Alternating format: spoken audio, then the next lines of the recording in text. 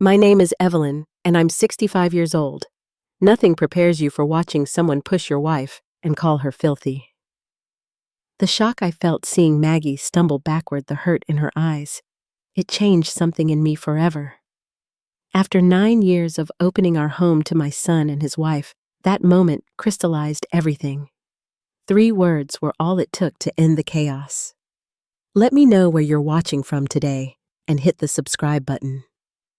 Sometimes, the deepest love means setting boundaries when those we care about cause harm. I spent 28 years serving in the Army Corps of Engineers before transitioning to civilian work. Military life taught me discipline, respect, and the importance of clear boundaries, lessons I failed to apply in my own home until it was almost too late. Maggie and I celebrated our 40th anniversary last spring. We met in college. She was studying literature while I was on an ROTC scholarship. Her quiet intelligence and compassionate heart captured me immediately. 4 decades later, her silver hair and gentle smile still make my heart skip a beat.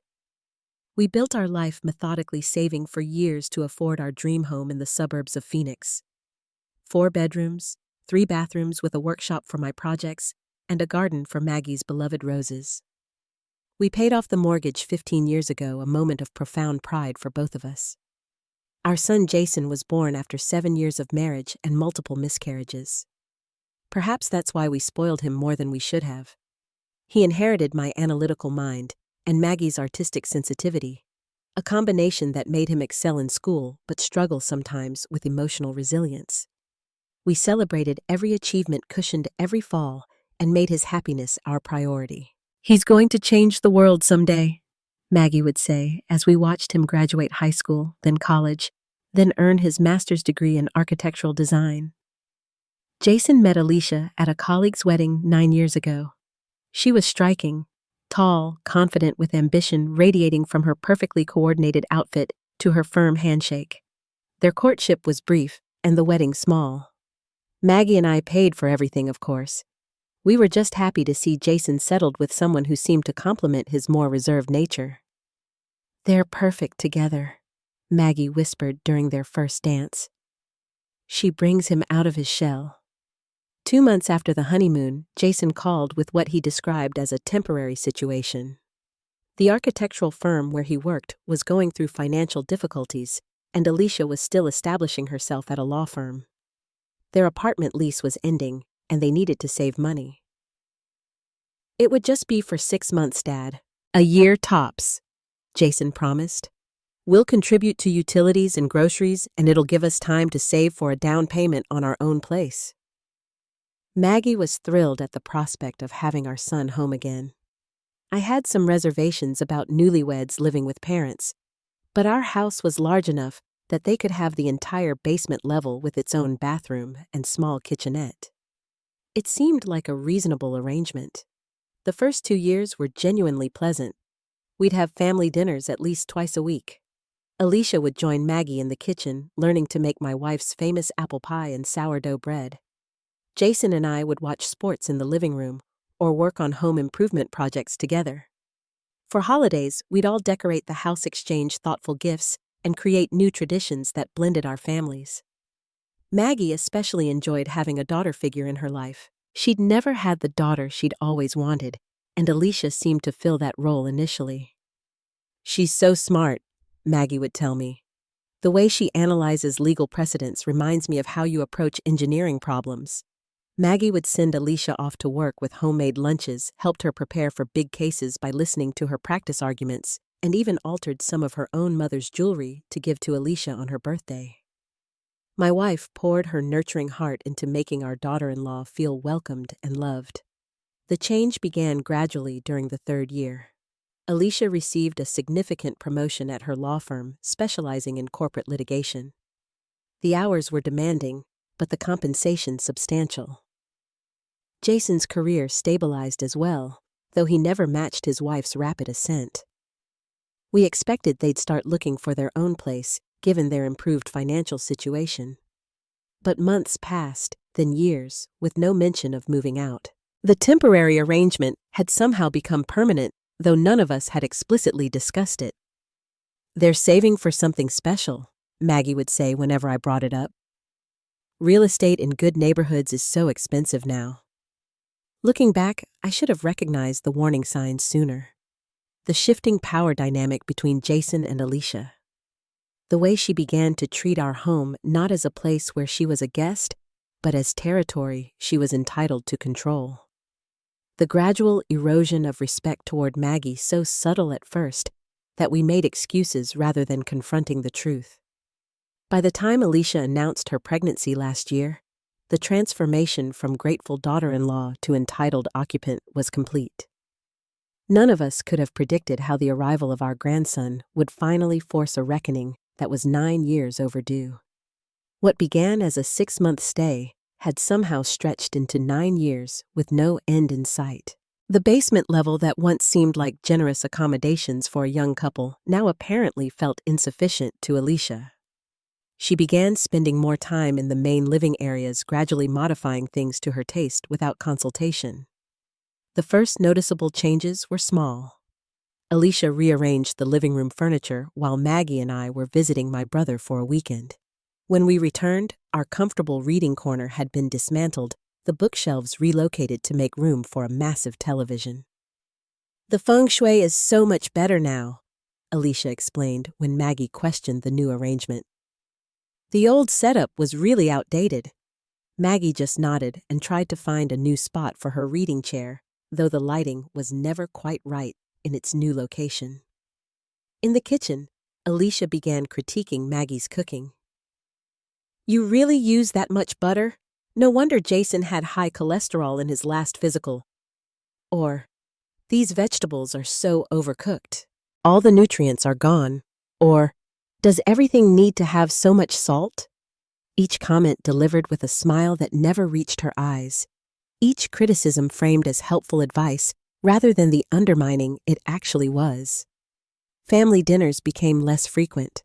Alicia would work late or claim she had already eaten at the office. When she did join us, she'd spend most of the meal on her phone, occasionally showing Jason something that made them both laugh without explaining the joke to us. One Saturday morning, I was in the garage looking for a tool when I overheard Alicia on the phone in the driveway, apparently unaware I was nearby. "Yeah, I'm still stuck living with the in-laws," she was saying to someone. "Maggie's sweet but so old-fashioned. Everything in this house looks like it's from 1985, and she hovers constantly, always asking if I've eaten or if I need anything. It's suffocating." A pause while the other person spoke.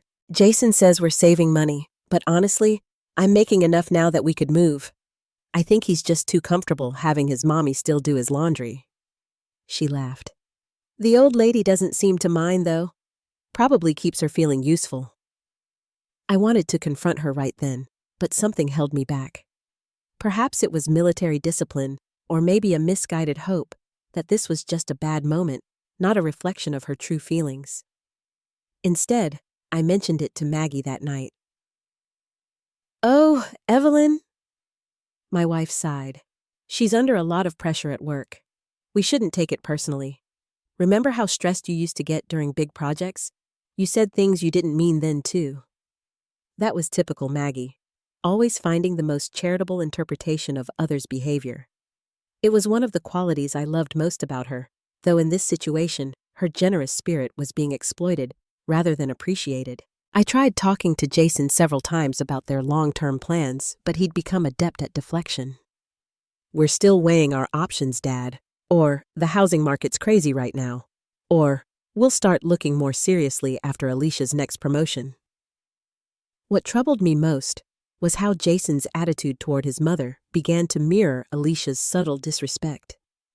He'd interrupt Maggie mid-sentence, roll his eyes at her suggestions, or respond with one-word answers when she asked about his day. The sweet, attentive son, who used to bring her wildflowers from the park and listen intently to her stories, was disappearing. The Thanksgiving before Alicia's pregnancy announcement brought the tension to a new level.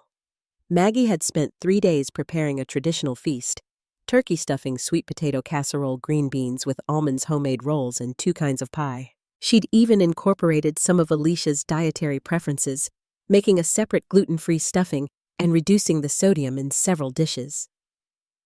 When we sat down to eat, Alicia pulled out containers from an upscale organic market. "I brought my own food," she announced. "No offense, Maggie, but I'm really trying to be more health-conscious these days." The hurt in my wife's eyes was unmistakable, though she quickly masked it with a smile. "That's thoughtful of you to take care of your health, dear," Maggie said, her voice slightly strained. "I hope you don't mind if the rest of us enjoy the traditional meal." Later that night, I found Maggie crying quietly in our bathroom. "9 years, Evelyn," she whispered. 9 years, I've tried to make her feel like a daughter. What am I doing wrong? I held her close, wishing I had answers. "Nothing, sweetheart. You've been nothing but kind and generous." And 2 weeks later, Alicia gathered us in the living room with Jason standing proudly beside her. "We have some exciting news," she announced, her hand resting on her still flat stomach. "We're expecting a baby in 7 months. Despite the complicated dynamics, the news of a grandchild filled us with genuine joy. Maggie especially was overjoyed, immediately beginning to plan all the things she would make and teach her grandchild. "This changes everything," she told me that night, her eyes bright with happiness. "A baby will bring us all closer together." I wanted to believe her, but something in my gut told me this new chapter would only intensify the underlying tensions in our household. The news of Alicia's pregnancy transformed our household dynamics overnight. What had been a gradual erosion of boundaries accelerated into a complete territorial takeover. 3 days after the announcement, Alicia approached us with architectural drawings in hand. Jason stood beside her, looking uncomfortable but remaining silent. "We've been thinking about the baby's needs," Alicia began. "The basement level isn't ideal for an infant. Poor natural light potential, dampness, temperature fluctuations." She laid the drawings on the coffee table. They detailed a complete renovation of our master bedroom suite into an elaborate nursery with an attached parents' room. "We'd like to convert your bedroom," she continued, as if requesting something as simple as borrowing a cup of sugar. "It has the best lighting, most space, and easiest access to the rest of the house. You two could move to the guest room on the east side." The guest room was half the size of our master suite, with a small attached bathroom that had never been updated. Maggie and I had specifically designed our master bedroom during a renovation years ago, incorporating features that accommodated my old military injury and Maggie's love of natural light. "That's a significant change," I said carefully. "We'd need time to consider it." Alicia's expression hardened slightly. "The baby will be here in 7 months. The renovations should start as soon as possible." "Perhaps we could look at other options," Maggie suggested gently. "The office could become a lovely nursery with some modifications." "We've already considered all options," Alicia replied dismissively. "This is the only arrangement that makes sense for the baby's well-being." The conversation ended without resolution, but within a week, contractors were calling to schedule assessments of our bedroom. Apparently, Alicia had moved forward regardless of our reservations. To keep peace, we eventually relented, moving our belongings to the smaller guest room, while workers transformed our carefully designed sanctuary into Alicia's vision of a perfect nursery. The cost was substantial. Nearly $40,000 for custom cabinetry, specialized soundproofing, a hand-painted mural, and smart home technology to control everything from temperature to music. I paid for all of it without complaint, though internally I questioned the necessity of such extravagance. The baby would not know the difference between hand-painted woodland creatures and standard wallpaper. The renovations expanded beyond the nursery. Alicia decided the kitchen needed updating to prepare proper nutrition for the baby. The living room furniture was replaced with pieces more child-friendly yet sophisticated. The garden shed was converted into a sterile storage area for baby supplies. Each change came with minimal consultation and maximum expense. Each time I expressed concern about the cost or disruption, Jason would pull me aside. "Dad, this is for your grandchild," he would say. "Don't you want the baby to have the best possible environment?" It was emotional manipulation, pure and simple, but effective nonetheless. What grandfather would deny wanting the best for his grandchild? Meanwhile, Alicia's behavior toward Maggie deteriorated further. When my wife offered to help design a quilt for the baby, Alicia scoffed. "We're going with organic hypoallergenic bedding from a Scandinavian designer," she said. "Handmade quilts harbor dust mites and bacteria." When Maggie suggested hosting a baby shower, Alicia informed her that her law firm colleagues had already arranged an exclusive event at an upscale hotel. "It's really just for professional connections," she explained. "You wouldn't know anyone there." Most painful was watching Maggie retreat into herself. My vibrant, creative wife became quiet and hesitant, second-guessing her every word and action around Alicia. She began spending more time in our new, smaller bedroom, reading alone, or calling old friends instead of occupying the common areas she once loved. "I just don't want to get in their way," she explained when I asked why she no longer used her pottery wheel in the sunroom. Alicia mentioned the dust might not be good for the baby. The baby was still months from being born, but had already become the justification for controlling every aspect of our home. I tried speaking privately with Jason one evening when Alicia was at a prenatal yoga class. We sat in the backyard nursing beers as the Arizona sunset painted the sky in brilliant oranges. "Son, I'm concerned about how Maggie is being treated," I began carefully. Jason immediately stiffened. "What do you mean?" "Your mother has been very accommodating of all the changes, but Alicia barely acknowledges her efforts. Some of the comments are quite hurtful." "Alicia's under a lot of pressure," he replied defensively. "Work, pregnancy hormones, preparing for the baby. Mom needs to be more understanding." "Understanding goes both ways," I pointed out. "This is still our home, Jason." His expression darkened. "So, that's it. You're keeping score because we've stayed here longer than planned, counting every dollar spent on renovations." "That's not what I'm saying at all." "Sounds like you are. Alicia's right. You two are being overly sensitive. This is about the baby now, not your comfort." The conversation devolved from there, with Jason eventually storming inside, leaving me wondering when my son had become someone who would dismiss his mother's feelings so callously. As Alicia entered her final trimester, the tension in our home reached unprecedented levels. She began making statements about, after the baby comes, that implied long-term arrangements none of us had discussed. "Once the baby is a toddler, we'll need to convert the backyard into a proper play area. Or, in a few years, we should add an extension for a playroom." These weren't requests or proposals. They were declarations about the future use of our home. Our home, which increasingly felt less like it belonged to Maggie and me at all. Little Lucas James arrived on a Tuesday morning in early May after 14 hours of labor. He was 7 pounds 6 ounces of perfection, with Jason's dark hair and what looked like Alicia's nose. The hospital visit was strictly controlled.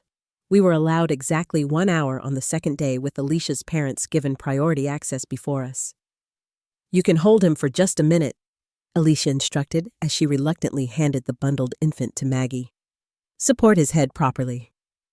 My wife, who had raised a child of her own and worked part-time at a daycare center during Jason's elementary school years, nodded patiently at the unnecessary instruction. The joy on her face as she cradled our grandson for the first time brought tears to my eyes. "Hello, precious boy," she whispered. "Grandma loves you so much already."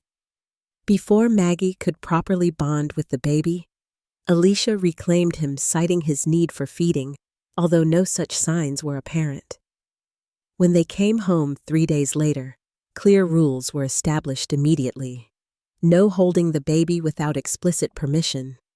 No entering the nursery unless invited. No kissing the baby's face or hands. All visitors must use hand sanitizer and wear a mask if they had so much as sneezed in the past week. Some precautions were reasonable for a newborn, but the selective enforcement made their purpose clear. Alicia's parents could hold Lucas freely without masks, despite her father's persistent cough. Her friends from work could visit without the extensive screening we underwent daily in our own home.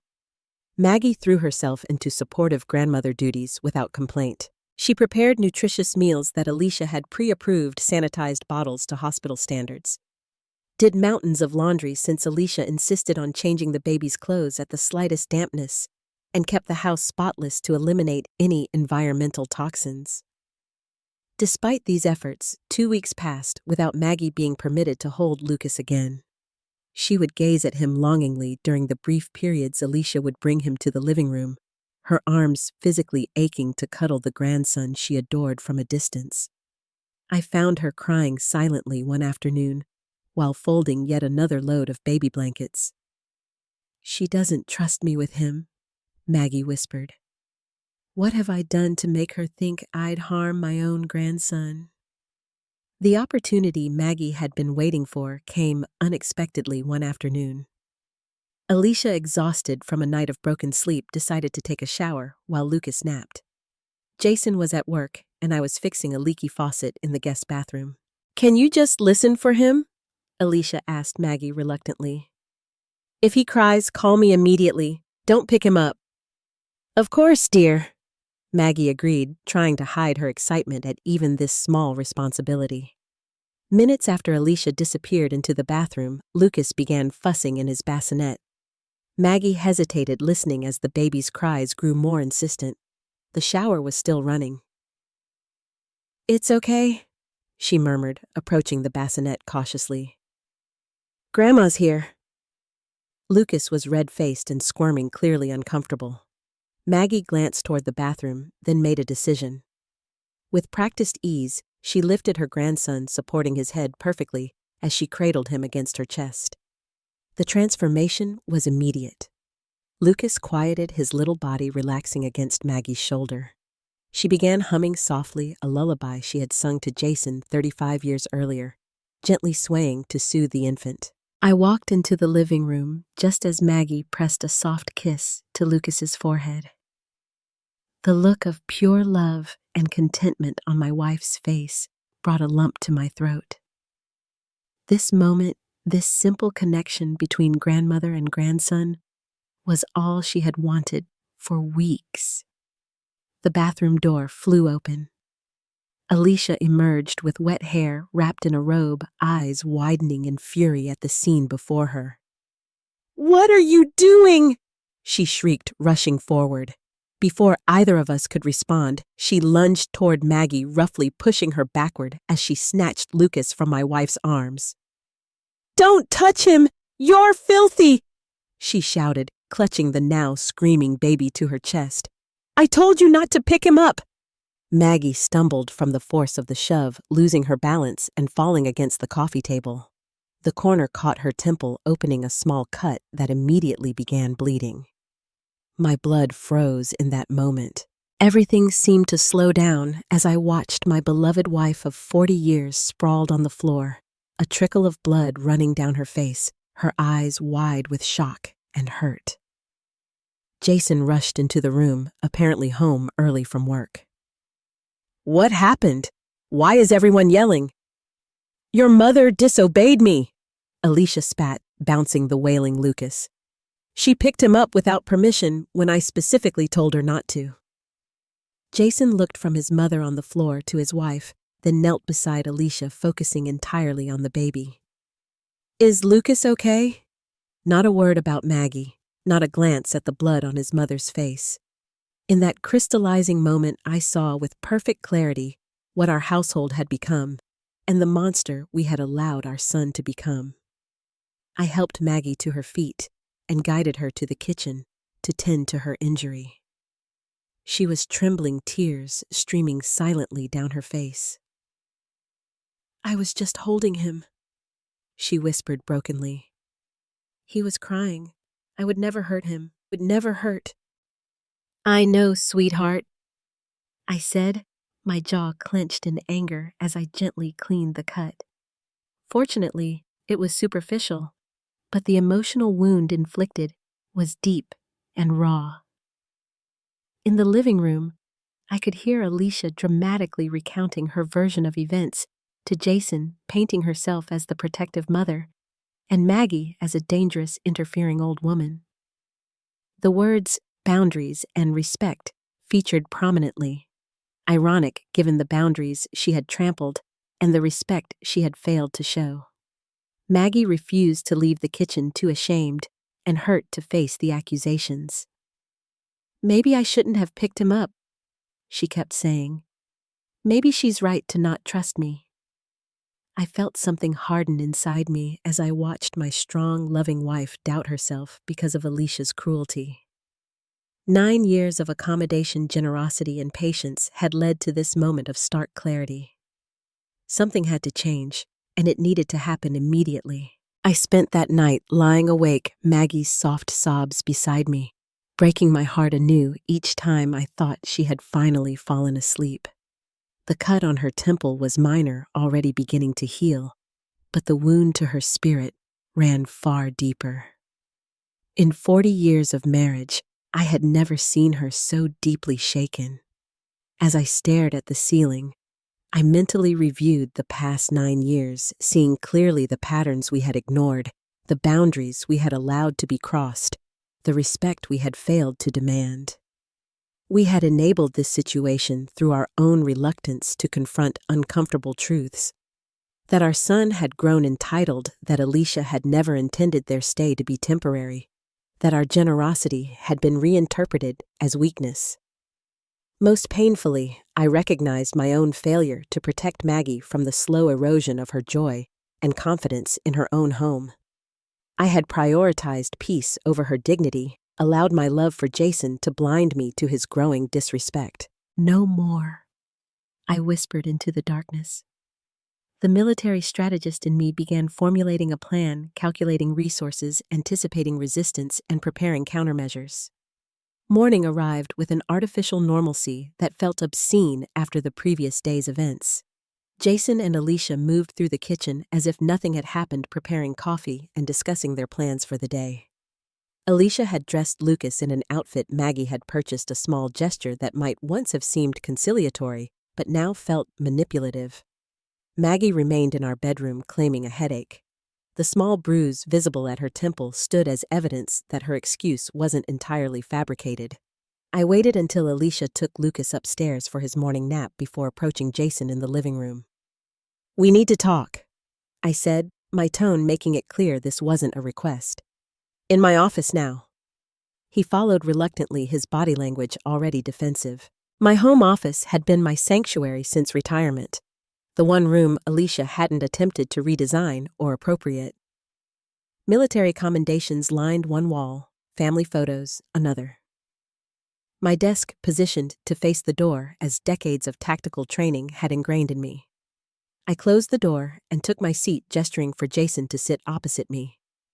"Yesterday crossed a line that cannot be uncrossed." I began, my voice steady and controlled. "Dad, it was a misunderstanding," Jason interrupted. "Alicia was just concerned for Lucas. Mom shouldn't have picked him up without permission." "Your wife physically assaulted your mother," I stated flatly. "She pushed a 63-year-old woman hard enough to cause her to fall and injure herself." "That's an exaggeration. It wasn't intentional." "I saw it happen, Jason. There was nothing ambiguous or accidental about it." He shifted uncomfortably. "Alicia's under a lot of stress with the new baby. Mom needs to respect her rules as a new mother. Rules are one thing, physical aggression and verbal abuse are another." I leaned forward. "She called your mother filthy in our home after 9 years of hospitality. She didn't mean it literally. It was just a figure of speech in the heat of the moment." "Would you accept that excuse if someone spoke to Alicia that way, if someone pushed her and made her bleed?" His silence was answer enough. "Your mother spent last night crying, wondering what she did wrong, questioning her worth as a grandmother. This morning, she's hiding in our bedroom because she's afraid to face more abuse in her own home." Jason had the grace to look slightly ashamed, but quickly rallied. "You're being dramatic. Mom's always been sensitive." "Sensitive."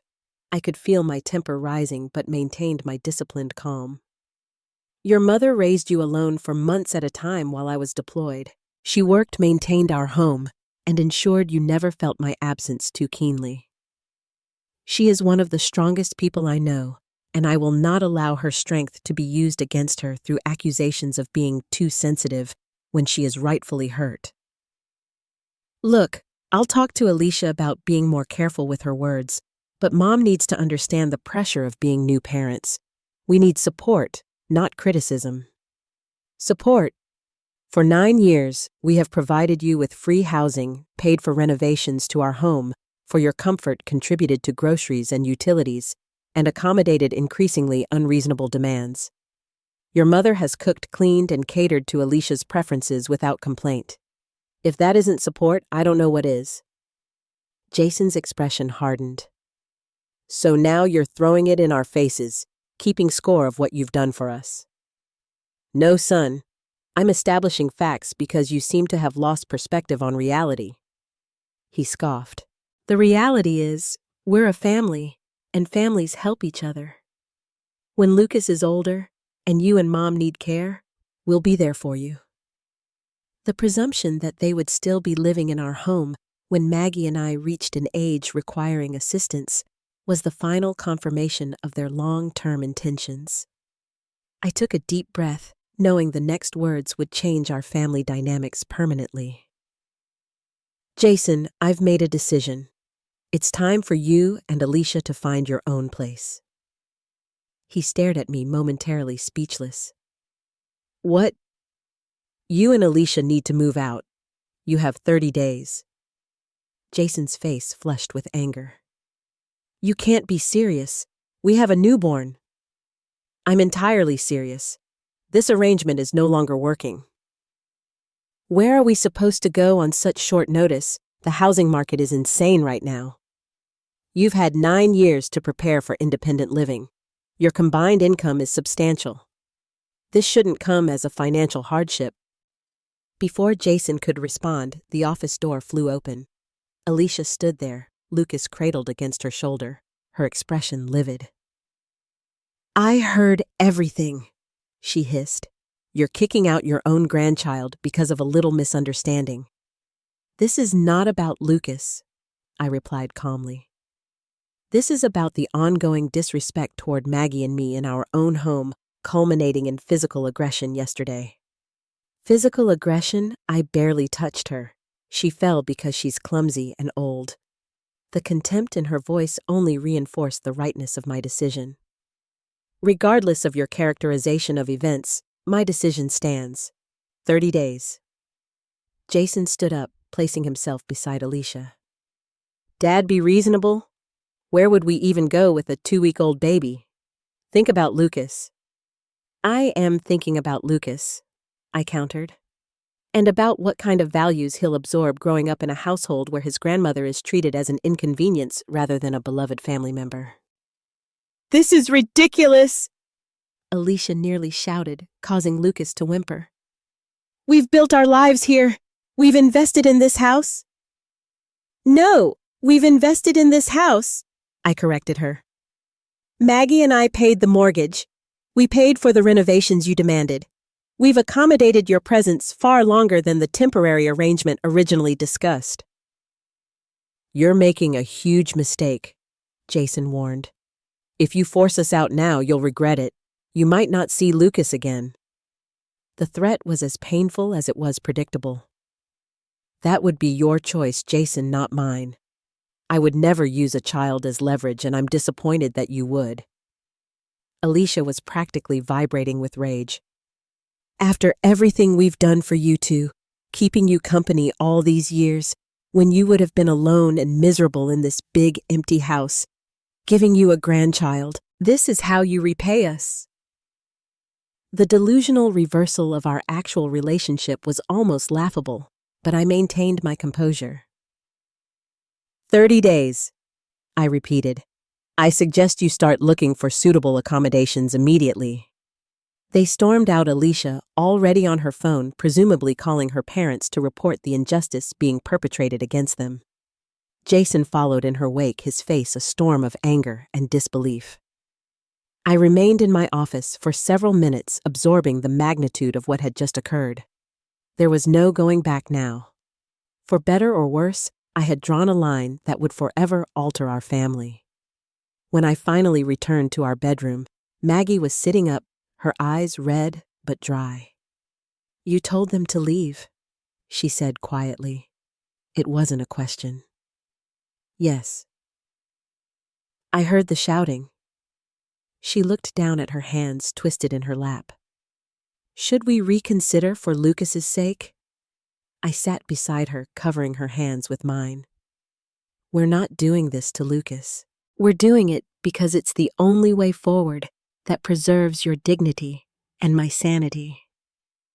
We can love our grandson without sacrificing ourselves in the process." She nodded slowly, tears welling again. "I never thought it would come to this.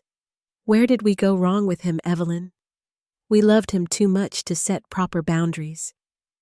I answered honestly, "And now we're all paying the price for that mistake." I held her as she cried, both of us mourning the relationship we had lost, even as we recognized the necessity of the painful step we had taken.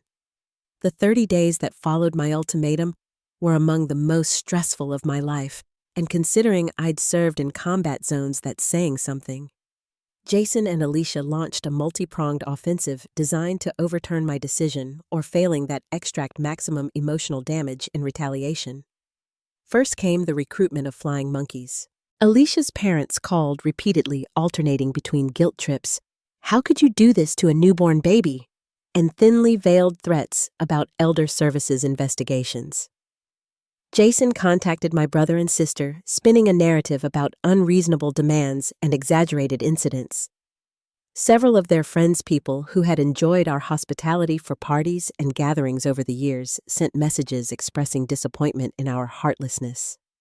Maggie was particularly wounded by the social media campaign Alicia orchestrated, posting tearful updates about toxic grandparents and homelessness with a newborn, without ever naming us directly.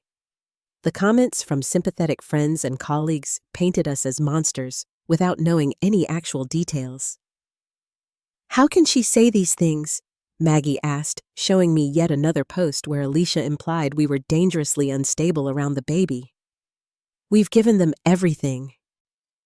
"Because it's easier to make us the villains than acknowledge their own behavior," I explained gently, taking the phone from her hand. "Stop reading these. They're designed to hurt you." The second phase involved Jason's attempts to negotiate always when Alicia wasn't present. He'd corner me in the garage or approach me when I was working in the yard. "Dad, be reasonable," he'd plead. "Give us 6 more months, just until Lucas is sleeping through the night." When sympathy failed, he tried anger. "You know Alicia's parents live in that tiny condo. We can't stay with them. Are you trying to destroy my marriage by forcing us into financial strain?" When anger didn't work, he attempted bargaining. "What if we pay rent a formal agreement market rate? Would that make you happy?" "This isn't about money," I reminded him each time. "It's about respect and appropriate boundaries, neither of which can be purchased." Meanwhile, Alicia oscillated between theatrical displays of maternal stress designed to trigger Maggie's nurturing instincts and icy silence that made the atmosphere in our home nearly unbearable. She used Lucas as both shield and weapon, either keeping him completely away from us or parading his developmental challenges before us. "He's not gaining weight properly," she announced at breakfast one morning 2 weeks into the notice period. "The pediatrician says it could be stress-related, environmental stress." The accusatory glare made it clear who she blamed for this supposed issue. Through it all, Maggie and I maintained a united front, though the strain took its toll. My wife lost weight, developed insomnia, and jumped at sudden sounds. I found myself grinding my teeth at night, resulting in headaches and jaw pain. "Maybe we should stay with my sister until they move out," Maggie suggested one particularly tense evening after Alicia had deliberately excluded us from Lucas's 1-month celebration held in our own living room. "No," I said firmly, "we will not be driven from our own home." As the deadline approached, it became increasingly clear that Jason and Alicia had made minimal efforts to secure new housing. I discovered this when I overheard Alicia on the phone with a realtor scheduling viewings for the week after their move-out date. They think I'm bluffing, I told Maggie that night. They don't believe I'll actually enforce the deadline. As a precautionary measure, I consulted our family attorney. Though I hoped it wouldn't be necessary, I needed to understand our legal options if they refused to vacate as instructed.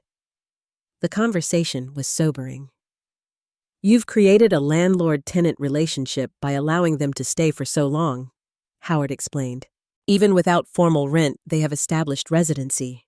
If they refuse to leave, you'd need to file for formal eviction through the courts. How long would that take? I asked, dismayed. 3 to 6 months, possibly longer if they contest it.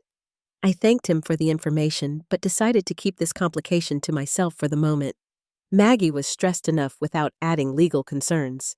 The most disturbing incident occurred 3 days before the deadline. I woke at 2 a.m. to a sound from our home office. Investigating quietly, I found Alicia rifling through our filing cabinet, presumably looking for property deeds, wills, or financial information she could use as leverage. "What are you doing?" I asked from the doorway, causing her to jump guiltily. "Lucas's birth certificate," she lied smoothly. "I thought I might have left a copy in here." "At 2 in the morning, in a filing cabinet you have no reason to access." She abandoned the pretense, her expression hardening. "You know my firm handles estate disputes. It's amazing how many children get cheated out of their inheritance by parents who make rash decisions late in life." The implied threat was clear. I simply pointed to the door. "Out. Now." The next morning, I changed the locks on the filing cabinet and password protected my computer. As the final day of the 30-day notice arrived, Jason and Alicia still had made no visible preparations to move. No boxes had been packed, no moving truck scheduled, no forwarding address provided. "They're calling our bluff," I told Maggie. "We need to be prepared for this to get uglier before it's resolved." She nodded, her expression resolute despite her obvious anxiety. "What's the plan?" "If they haven't made arrangements by tomorrow, I'll inform them that we'll be taking legal steps to enforce the notice. And if they still refuse, then we proceed with formal eviction," I said grimly. "But let's hope it doesn't come to that." That evening, as Maggie and I prepared dinner in strained silence, the sound of the front door opening and multiple voices caught our attention. We entered the living room to find Jason and Alicia along with Alicia's parents and what appeared to be a moving crew. "We'll be out by midnight," Jason announced curtly. "Alicia's parents found us a rental near their condo. We're taking everything we brought with us and anything purchased specifically for Lucas." The relief I felt was tempered by sadness at the coldness between us. "That's a sensible solution," I managed. "Do you need help with anything?" "We've got it covered," Alicia snapped. "The less interaction, the better for everyone." The next few hours were tense and awkward as professional movers efficiently packed and removed 9 years' worth of accumulated possessions. Maggie stayed in our bedroom, unable to bear watching what felt like the physical manifestation of our family fracturing. I maintained a stoic presence, not interfering, but remaining visible to ensure nothing beyond their personal belongings left our home. Alicia's pointed comments about certain furniture items being promised to them were met with silent refusal. Shortly before 11, as the moving truck was being closed up, I approached Jason, who was doing a final check of the basement level. "I know you're angry now," I said quietly. "But when you're ready to really talk about what happened and why we reached this point, Maggie and I will be here." He looked at me for a long moment, his expression unreadable. "You chose your wife over your son and grandson. I don't know if I can forgive that." "No, Jason. I chose respect and healthy boundaries over enabling behavior that was hurting someone I love. Someday, I hope you'll understand the difference." He didn't respond, merely turned and walked away. Their final departure was anticlimactic. No emotional goodbyes, no promises to stay in touch. Just the sound of cars pulling away from our driveway, and then suddenly, silence. Maggie emerged from our bedroom, her eyes red but dry. "Are they gone?" "Yes." She walked through the house, slowly taking in the spaces suddenly emptied of their presence. "It feels strange, like a part of our lives just vanished." "Not vanished," I corrected gently. "Just changed form. They're still our family, even if we need this separation right now." We stood together in the nursery that had been our bedroom for 40 years before being transformed for a grandchild who had spent less than 30 days in it. The expensive mural, the custom furniture, the technological gadgets, all abandoned in their hasty departure. "What do we do now?" Maggie asked softly. I put my arm around her shoulders. "We heal. We reclaim our home, and we leave the door open for reconciliation when they're ready to approach us with respect." That night, we slept in our own bed for the first time in months, having moved back into the master bedroom immediately. The quiet in the house was both peaceful and painful, a reminder of what we had gained and what we had lost in standing up for ourselves. 6 months passed before we heard directly from Jason again. The first month was the hardest, adjusting to the sudden silence of our home, navigating the complex emotions of relief, mixed with grief, fielding concerned inquiries from friends who had heard Alicia's version of events. Maggie struggled with guilt despite my reassurances. Maybe if I'd been more patient with Alicia's rules about Lucas. "You were more patient than most saints would have been," I reminded her. What happened wasn't about rules or Lucas. It was about basic human respect. Gradually, I watched my wife begin to reclaim her confidence and joy. She returned to her pottery wheel in the sunroom, started hosting her book club again, replanted her garden beds that had been neglected during the tensest months of cohabitation. The color returned to her cheeks, her smile became genuine again rather than forced. We transformed the elaborate nursery back into our bedroom, donating the baby furniture to a women's shelter. Some nights, I would find Maggie sitting on our new bed, looking at photos of Lucas on her phone. Screenshots captured from the few social media posts where Alicia hadn't blocked us. "He's growing so fast," she would say wistfully. "I wonder if he'll ever know us." We received occasional second-hand updates through mutual friends or family members. Jason and Alicia had rented a small house near her parents. Alicia had reduced her hours at the law firm to spend more time with Lucas.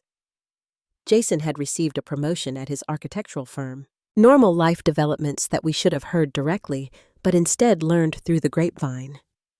3 months after they left, we received a certified letter from a lawyer representing them requesting the return of specific items they claimed were theirs and demanding compensation for improvements made to our home. Our own attorney handled the response firmly but politely, explaining that all permanent fixtures were now part of the property and all personal items had been removed during their departure. The first real breakthrough came in the 6th month. My phone rang on a Sunday afternoon as Maggie and I were working in the garden. Jason's name on the screen made my heart race. "Hello," I answered, trying to keep my voice neutral. "Dad?" His voice sounded tired. "Do you have a few minutes to talk?" Maggie watched anxiously as I nodded to her. "Of course. How are you?" "Managing," he replied. "Look, I've been doing some thinking, and some therapy, actually." That was unexpected, but encouraging. "That's good to hear?" "Yeah, well, it wasn't entirely voluntary. Alicia and I have been having issues. The counselor suggested I needed to address some patterns in all my relationships." I remained silent, letting him continue at his own pace. "I've been thinking about what happened, about how we treated you and Mom, especially Mom." He paused. I don't think I realized how bad it had gotten until I had some distance. It's easier to see patterns from the outside, I offered. Yeah. Another pause. Anyway, I wanted to say I'm sorry for taking advantage of your generosity, for not standing up when Alicia was disrespectful, for letting it get to the point where you had to kick us out. It wasn't a complete acknowledgement of everything that had happened, but it was a substantial first step. Thank you for saying that, Jason. It means a lot. I'd like to come by sometime, just me, to talk to Mom in person. I think she'd like that very much. Alicia doesn't know I'm calling, he admitted. Things are complicated between us right now, but I don't want to lose my parents on top of everything else. After we hung up, I relayed the conversation to Maggie, who cried tears of cautious joy at the prospect of reconnecting with our son. Jason visited the following weekend while Alicia was at her parents' with Lucas. The reunion was awkward at first, weighted with unspoken hurts and lingering tension. But as Maggie served her famous apple pie, still his favorite after all these years, the familiar routine began to thaw the ice between us. I'm so sorry, Mom, Jason said, finally looking directly at Maggie for what felt like the first time in years. The way Alicia spoke to you, the way I failed to stop it, there's no excuse. We all made mistakes, Maggie replied gently. Your father and I should have established clearer boundaries years ago. No, this isn't on you, he insisted. I was so afraid of upsetting Alicia that I let her mistreat the people who have always loved me most. That's on me. That first visit was brief but healing. Jason promised to return, and this time to bring Lucas. He should know his grandparents, he said firmly, regardless of what's happening between Alicia and me. It took another month of careful negotiation before Alicia agreed to a supervised visit with Lucas. When they finally arrived at our door, the 8-month-old was a chubby, cheerful baby with Jason's curious eyes and a smile that melted our hearts instantly. Maggie was tentative at first, clearly afraid of another rejection. But when Lucas reached for her from Jason's arms, her face lit up with a joy I hadn't seen in too long. Hello, sweet boy, she whispered, holding him close. Grandma has missed you so much. Alicia watched with obvious discomfort but remained civil, perhaps finally recognizing the harm her previous behavior had caused. We didn't discuss the past. This visit was about building a future relationship, however limited it might be. As they prepared to leave, Jason surprised us by asking if we'd be willing to watch Lucas for a few hours the following weekend. Alicia and I have some things to work through, he explained carefully. Some time alone would be helpful. We'd be honored, Maggie replied, her eyes shining with happiness. That first grandparent babysitting session marked the beginning of a new chapter in our family story. Jason and Alicia's marriage remained strained. The issues that had manifested in our home didn't disappear in their new living situation, but they made genuine efforts to include us in Lucas's life. By his first birthday, we were regular fixtures in his world. Maggie and I transformed the former nursery into a welcoming guest room with a portable crib and toys for his visits. The celebration was held in our backyard, a small gathering that represented hard-won progress in healing family wounds. As I watched Maggie help Lucas blow out his single candle, her face alight with grandmother's love, I reflected on the painful journey that had brought us to this moment. Standing up for ourselves had cost us dearly in the short term, but had ultimately created the possibility of healthier relationships built on mutual respect rather than obligation or fear. Have you ever had to set difficult boundaries with family members you love? How did you find the courage to say what needed to be said? Let me know in the comments below, and don't forget to like and subscribe if my story resonated with you. Sometimes, the 3 hardest words to say are not "I love you," but "this stops now." Thank you for listening, and remember that true love includes both compassion and boundaries. Share this story with someone who might need the reminder that it's never too late to stand up for yourself and those you cherish.